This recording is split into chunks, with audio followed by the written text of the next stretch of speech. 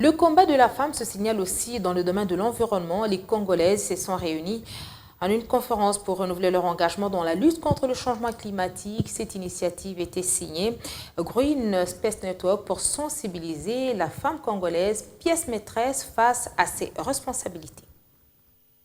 La femme, pièce maîtresse dans la gestion de ressources naturelles et la lutte contre le changement climatique, renouvelle son engagement en ce mois de mars. Green Space Network a réuni quelques-unes pour des réflexions sur la crise climatique, une rencontre de sensibilisation pour conscientiser ces dernières sur son rôle à jouer et sa responsabilité dans cette crise climatique. Aujourd'hui, le problème du changement climatique touche en 40% les femmes. Alors, pour pouvoir sensibiliser ces femmes-là qui sont plus touchées, nous avons voulu organiser cette journée pour pouvoir les sensibiliser encore, puisqu'au niveau national, on a un faible taux de participation de femmes dans des réunions de prise de décision de problèmes climatiques.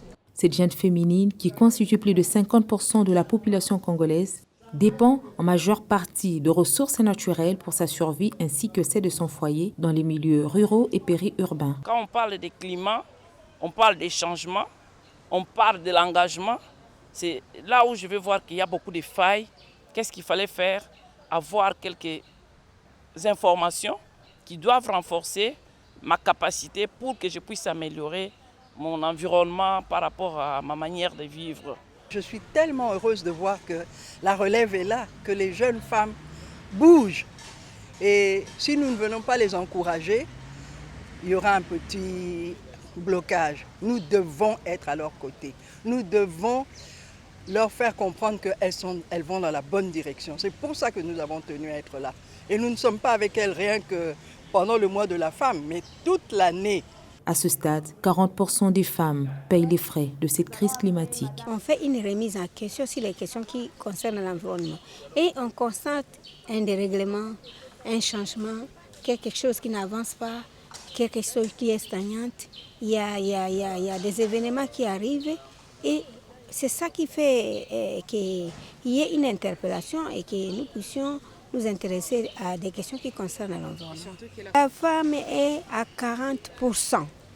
40%, elle est victimisée en ce qui concerne l'environnement. C'est 40%. C'est la femme qui est beaucoup plus victime des conséquences du changement climatique.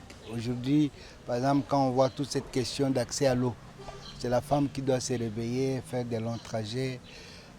La question d'agriculture, c'est la femme, on sait, qui produit dans nos pays. L'agriculture familiale à 80% est menée par la femme. Et lorsqu'il y a des perturbations, c'est la femme qui subit parce qu'elle va planter et lorsqu'il n'y a pas d'eau, c'est une lourde perte pour la femme. L'engagement des femmes dans le climat, un thème motivateur et sensibilisateur face aux conséquences vécues à travers le monde. Franchement, ça prouve que le Congo a des femmes compétentes et qu'aujourd'hui, on ne peut pas sous-estimer la femme congolaise. C'est une femme qui a fait preuve de ses compétences. Je suis très ravi de voir des interventions des femmes très très bénéfiques pour l'intérêt de la nation concernant le secteur de l'environnement. Le mois de mars, pas un mois de féministes, mais plutôt celui des réflexions qui contribuent aux conditions, à l'amélioration des conditions des femmes.